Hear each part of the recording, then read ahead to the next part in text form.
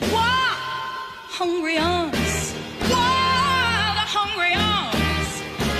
Give me all the love I need. Bonjour à tous et bienvenue sur cette nouvelle vidéo. Aujourd'hui je vais donc vous présenter mon top de films de 2016 que j'ai pu voir au cinéma. Alors je vais faire très rapide sur chaque film parce que du coup soit j'ai déjà proposé une critique, soit je pense que je finirai par le faire parce que c'est des films qui m'ont beaucoup touché. Et surtout je vais quand même vous présenter 20 films, donc forcément si je m'attarde trop longtemps sur chaque film, la vidéo va durer 3 heures. Donc je commence tout de suite par le numéro 20 avec Passenger qui est encore actuellement au cinéma au moment où je fais cette vidéo, donc si vous voulez aller le voir c'est le moment, profitez-en. C'est un film très intéressant, très bien fait, je m'attendais pas du tout à ça, au final c'est un espèce de survival qui est vraiment très bien réalisé, de bons acteurs, on voit beaucoup Chris Pratt. Jennifer Lawrence a un rôle un petit peu plus anecdotique pour moi, mais elle joue aussi très bien et ça m'a surpris parce que c'est pas une actrice que j'aime beaucoup. Donc Passenger, c'est un film que je vous recommande parce que moi je l'ai beaucoup aimé, il m'a beaucoup touché. À la 19e place, j'ai mis Star Trek sans limite parce que le film m'a beaucoup touché, que je l'ai trouvé très bon et très intéressant. De nombreuses scènes avec des effets spéciaux qui marchent bien, des personnages attachants et intéressants. Donc franchement pour moi c'était presque un sans faute, j'ai pris vraiment beaucoup de plaisir devant ce film, je suis allé le voir plusieurs fois au cinéma. Ça a été une vraie surprise parce que l'univers Star Trek je le connais peu, voire très peu. Donc voilà, pour moi un film vraiment très intéressant qui est un excellent point d'entrée à l'univers Star Trek, bravo. À la 18e place de ce classement on retrouve Nerve, un film qui n'est pas exceptionnel, je vous recommande pas spécialement particulièrement de le voir, il fait rien de magique. Mais je l'ai trouvé intéressant parce qu'en plus il est sorti au bon moment, il est sorti à l'époque où Pokémon Go sortait et qui faisait des millions de téléchargements. Des vidéos sur YouTube de partout qui ne parlaient que de Pokémon Go. Et là tout de suite après on sort un film, donc Nerve, qui nous parle d'une application où des centaines de milliers de gens s'inscrivent et font des choses au travers de cette application. Et c'est un petit peu le phénomène qu'on avait retrouvé avec Pokémon Go.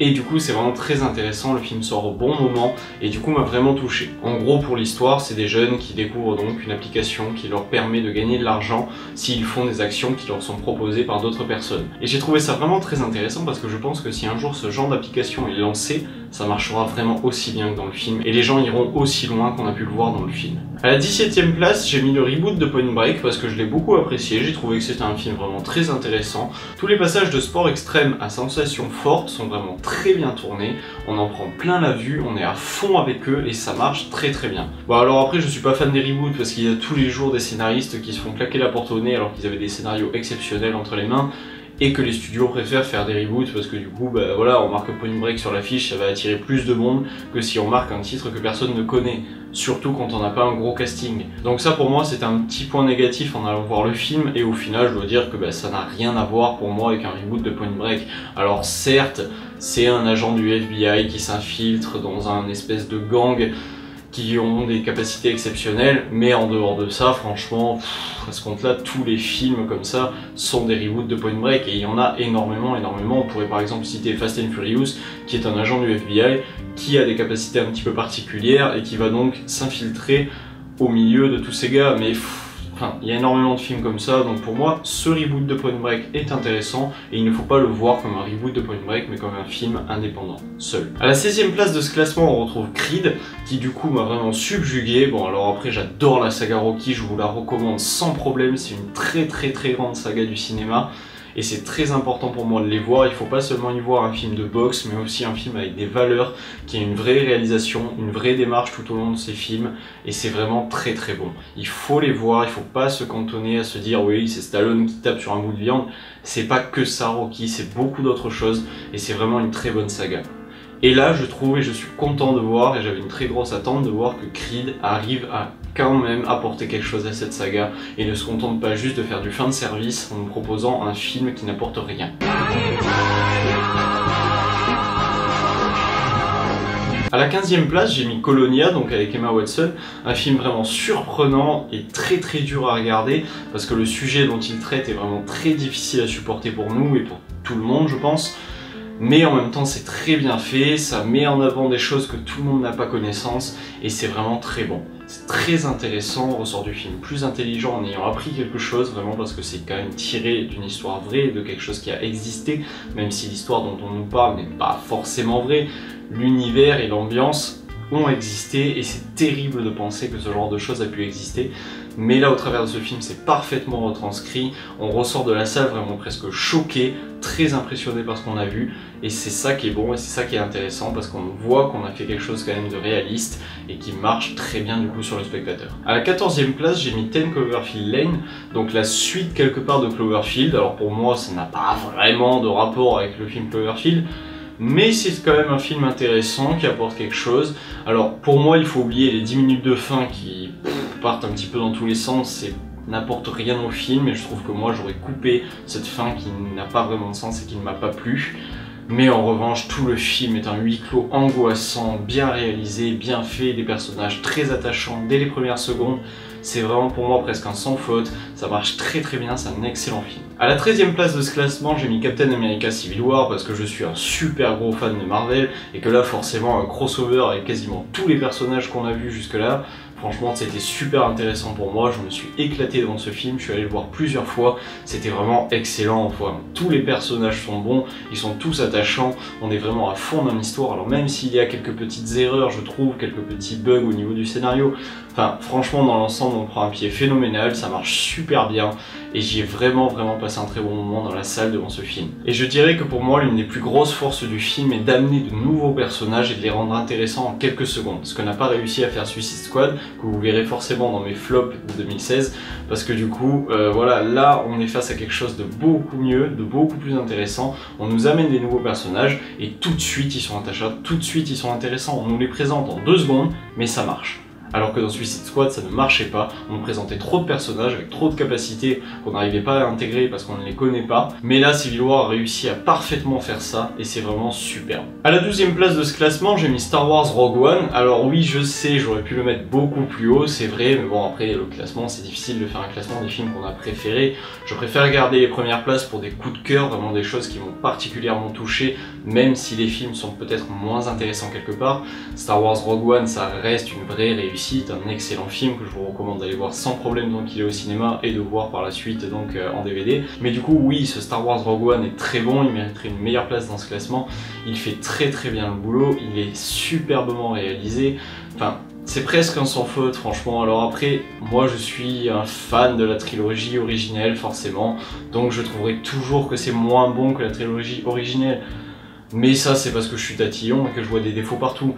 Mais dans l'ensemble, franchement, Rogue One fait très bien le job, il est au niveau de la prélogie pour moi, voire même peut-être un petit peu au-dessus. Alors après, je tiens à dire quand même que moi, la prélogie, je l'aime beaucoup, hein, j'ai rien contre. Certes, il y a quelques trucs qu'on vieillit et qui passent moins bien aujourd'hui, mais quand on l'a vu avec des yeux d'enfant, la prélogie, elle est superbe, il n'y a rien à y reprocher, elle est très bonne. Même Jar Jar Binks, il me gêne pas tant que ça finalement. Bon après, je dois dire que pour moi, ce qui fait que Star Wars Rogue One s'en sort aussi bien actuellement au cinéma, c'est surtout parce que le set était vraiment très mauvais et que du coup, c'était difficile de faire pire et que là on est tous très contents de voir un Star Wars meilleur que le 7. Mais en même temps c'était pas dur. Donc il faudra voir quand même dans quelques temps, quand ils nous auront sorti le 8, le 9 et d'autres spin-offs, de voir à quel point celui-là était intéressant. Mais là actuellement c'est sûr qu'après le 7, Rogue One est une petite merveille, une pépite, profitez-en, c'est du Star Wars et on revient sur du vrai Star Wars. À la 11e place de ce classement, j'ai donc mis Premier Contact, que j'ai trouvé vraiment très intéressant, avec Amy Adams qui fait une prestation mais absolument impressionnante. Je trouve qu'elle aurait dû avoir un Oscar pour ce film, franchement, mais elle le méritait, mais sans problème, 1000 fois plus que DiCaprio dans The Revenant. The Revenant au passage qui n'est pas dans ce classement, même si c'est un excellent film que je vous recommande sans problème, je trouve qu'il a quand même certaines longueurs et je trouve quand même que le réalisateur a un peu trop pris le parti de allez super, j'ai fait des plans séquences magnifiques, je les mets dans le film, même s'ils servent pas à grand chose et qu'il y en a énormément, on va tout mettre parce que franchement j'ai réussi à faire des prises sublimes, du coup on va pas les jeter, on va les garder. C'est un peu dommage pour moi, ça détruit un petit peu The Revenant. Enfin, je reviens à Premier Contact et du coup, moi j'ai trouvé le film vraiment très intéressant au niveau de son histoire, de son scénario, la BO est bonne, les acteurs sont bons, presque un sans faute, un excellent film, je vous le recommande sans problème. Allez, on rentre un petit peu vraiment dans les coups de cœur avec le top 10. À la 10e place, j'ai mis Doctor Strange. Encore un Marvel, c'est sûr, mais bon, franchement, Doctor Strange était vraiment surprenant. Si vous avez eu la chance de le voir en IMAX, vous pensez probablement comme moi, parce que franchement, les effets spéciaux dans une salle IMAX, on en prend mais plein la vue tout le long du film. C'est super impressionnant au niveau de la réalisation. Le scénario est bien traité, le personnage bien présenté, on s'attache tout de suite à lui. En plus de ça, Benedict Cumberbatch Cumberbatch fait vraiment très bien le job, on est très content de voir que c'est lui dans le rôle principal, il incarne vraiment Doctor Strange à la perfection, c'est peut-être le meilleur choix de casting de l'univers Marvel, avec forcément Tony Stark incarné donc par Robert Downey Jr. qui lui vraiment est parfait dans le costume d'Iron Man. Mais dans l'ensemble, pour moi, Doctor Strange c'est une vraie réussite de 2016, un excellent film, et on voit qu'encore une fois Marvel est vraiment très doué pour faire des films de super-héros. À la 9ème place de ce classement, j'ai mis Les 8 salopards. Alors je dois dire que ce film, au premier visionnage, je suis sorti de la salle en me disant ouais bof, j'ai pas été convaincu. Mais il faut dire qu'après Django, vu qu'il revenait sur le devant de la scène avec un film de western, j'attendais vraiment Quentin Tarantino au tournant et je m'attendais à quelque chose de proche de l'univers de Django, peut-être trop proche. Là au final, ce qui est bien, c'est qu'il a radicalement tranché avec Django et qu'il nous fait un espèce de huis clos dans une petite auberge. On ne sort pour ainsi dire pas de l'auberge de tout le film et c'est ça qui marche bien et c'est ça que j'ai vraiment aimé dans ce film. Au premier visionnage, ça m'a surpris, ça m'a déstabilisé. Je me suis dit, on va sortir un jour de cette auberge ou pas? Et au final, on n'en sort pas et c'est très bien. Mais au premier visionnage, quand on a l'habitude du cinéma de Quentin Tarantino, c'est très déstabilisant. Et du coup, je suis sorti de la salle en me disant, bah, c'est pas ce que je suis venu voir. Mais après, en y réfléchissant et en revoyant le film, effectivement, c'est un très bon film et qui nous donne quelque chose de vraiment très bien réalisé, de très bon et de très intéressant. À la 8ème place de ce classement, je mets vraiment un de mes gros coups de cœur avec le film Sultan, qui est vraiment pour moi une révélation. J'ai vu ce film, je suis sorti de la salle en me disant c'était exceptionnel. Alors, c'est un film de Bollywood, je suis pas particulièrement fan du genre, mais celui-ci fait vraiment quelque chose de magnifique, il apporte des valeurs, il est bien réalisé, il n'y a pas trop de musique à la Bollywood qui font peur en général au public occidental, mais ce film est vraiment superbe, vraiment très bien travaillé. Je vous encourage très largement à le voir parce que vraiment c'est très intéressant et ça donne vraiment un tout autre regard sur le cinéma de Bollywood. Et depuis ça, je dois dire que je regarde beaucoup plus de films de Bollywood parce que j'ai trouvé Sultan super intéressant, je trouvais que c'était un film vraiment très bien construit. Certes, c'est un peu long par moments, mais dans l'ensemble, c'est une vraie réussite pour moi, c'est un très bon film. À la 7ème place de ce classement, j'ai mis La fille du train, donc avec Emily Blunt, qui joue parfaitement elle aussi, franchement elle mérite son Oscar mais sans problème. C'est une histoire intéressante, très bien réalisée et surtout très bien scénarisée. Franchement le scénario m'a vraiment touché, j'ai trouvé ça très bon, très fort aussi. Et c'est presque un sans faute, encore une fois, c'est un excellent film, il marche super bien, on ne voit pas venir ce qui se prépare, enfin on est vraiment pleinement touché par le film et par les événements qui s'y passent. Et c'est ça qui est important dans ce genre de film. C'est un film qui doit vraiment choquer quelque part le spectateur par moment. Là, on le fait très bien. Et c'est une vraie réussite du coup pour moi. À la 6ème place de ce classement, j'ai mis Les 7 mercenaires parce que c'est fun, que ça envoie, que Chris Pratt encore une fois est exceptionnel, que tous les acteurs sont exceptionnels. Et c'est ça qui est vraiment impressionnant aussi dans Les 7 mercenaires. Un petit peu comme on a pu le voir dans Captain America Civil War. Parce que du coup, on a une grosse équipe, quand même 7 personnages principaux qu'on nous présente très rapidement. Et ils sont tous attachants, ils sont tous super intéressants. Ils ont tous une particularité, ils ont tous quelque chose bien à eux, et du coup, chaque personnage, on tient à chaque personnage. Et ça, c'est important dans ce genre de film avec une grosse équipe. Et là, c'est parfaitement fait, c'est parfaitement géré, ça marche super bien. Les 7 mercenaires, c'est pour moi un film drôle, émouvant, avec de belles scènes d'action, et surtout un univers western très bien présenté. Donc un film vraiment très bien construit, bravo au réalisateur et à l'équipe, c'est superbe. Allez, on rentre dans le top 5, à la 5ème place, même si ça me crève un petit peu le cœur parce que j'aurais aimé le mettre tout en haut, je mets Deadpool. J'ai adoré Deadpool, je crois que je suis allé le voir 5 fois au cinéma. Enfin, c'est vraiment un film qui m'a vraiment éclaté. Je suis sorti la première fois de la salle en me disant, je veux retourner le voir tout de suite. C'était vraiment exceptionnel, vraiment très novateur, l'humour est superbement bien écrit, les gags fonctionnent à chaque fois, le héros est très attachant, complètement irrévérencieux comme il l'est dans les comics et c'est ce qu'on voulait voir et vraiment j'en ai pris plein la vue, j'ai trouvé ça génial, très bien réalisé et avec 50 millions de budget arriver à faire ça, c'est vraiment bluffant, c'est super impressionnant pour moi. Je trouve que Marvel a trop tendance parfois à mettre les effets spéciaux en avant, là on le fait pas et on le fait pas du tout. Et vraiment du coup on est face à un film qui surprend, auquel on ne s'attend pas en rentrant dans la salle et on ressort de là bluffé en ayant beaucoup ri et en ayant passé un très bon moment. Donc je vous recommande Deadpool sans problème, moi je me suis éclaté avec ce film, c'est une petite merveille pour moi, je le reverrai mais des dizaines de fois sans problème, j'adore ce film. Allez, à la 4ème place maintenant du coup on retrouve Carol. Alors ce film c'est vraiment très personnel, moi il m'a beaucoup touché, je l'ai adoré, je l'ai trouvé très intéressant, très bien réalisé aussi. Les deux actrices sont bluffantes, Franchement, j'ai passé toute la première séance à me demander laquelle des deux actrices avait eu l'Oscar de la meilleure actrice. Parce que franchement, les deux sont bluffantes. Bon alors forcément c'est Cate Blanchett qui l'a eu parce qu'elle a un rôle un petit peu plus important, mais Rooney Mara est également bluffante. Franchement c'est un travail d'actrice absolument impressionnant. J'ai été vraiment surpris par ce film, je ne m'attendais à rien en rentrant dans la salle et j'en suis sorti avec un gros coup de cœur. Je vous encourage à le voir sans problème.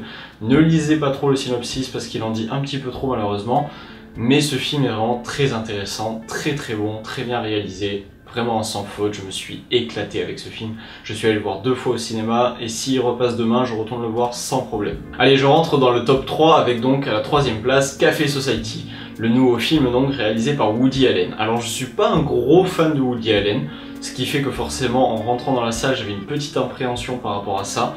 Et je dois dire que j'en suis sorti bluffé, un vrai coup de cœur encore une fois, le film est excellent, très intéressant. La période est superbement bien travaillée et gérée, c'est vraiment un sans faute, encore une fois. Je sais, j'arrête pas de dire que c'est des sans faute, mais en même temps c'est un top. Donc forcément, c'est les films qui m'ont vraiment touché, que j'ai vraiment apprécié, vraiment adoré.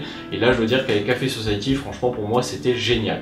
Je suis sorti de la salle en me disant que le casting était superbe, très bien choisi, parce que franchement, Jesse Eisenberg dans ce film, il est bluffant, et tous ceux qui disent que Jesse Eisenberg est un mauvais acteur, par exemple, comme on a pu le voir dans Batman vs Superman, ben, regardez Café Society, quoi. Parce que franchement, c'est dur de dire après ce film que cet acteur est un mauvais acteur. Il est très bon, très intéressant, de même que Kristen Stewart, qui elle aussi fait très bien le travail. À la 2ème place de ce classement, j'ai mis Eddie the Eagles, parce que vraiment ce film était surprenant pour moi, je m'attendais pareil pas à grand chose, et je suis sorti de la salle bluffé. Alors certes c'est un coup de cœur, c'est pas le meilleur film de l'année, c'est pas non plus le 2e meilleur film de l'année, c'est clair. Mais pour moi, franchement, j'ai été très attaché à ce film dès les premières minutes parce qu'il m'a vraiment touché, je l'ai trouvé très intéressant et très bien réalisé. Et vraiment, ça a été une grosse surprise pour moi d'apprécier ce film parce que je suis vraiment le genre de gars à en avoir marre de voir des biopics. Il y en a tout le temps au cinéma, tout est tiré ou inspiré de faits réels. Mais là, avec Eddie the Eagles, on a vraiment une histoire intéressante, vraiment poignante et saisissante, et on en prend plein la vue tout le long du film. En plus de ça, je dois dire que c'est un biopic sur un personnage un petit peu loser quelque part, qui n'a vraiment rien créé de grandiose, et qui n'a accompli aucun exploit dans sa vie.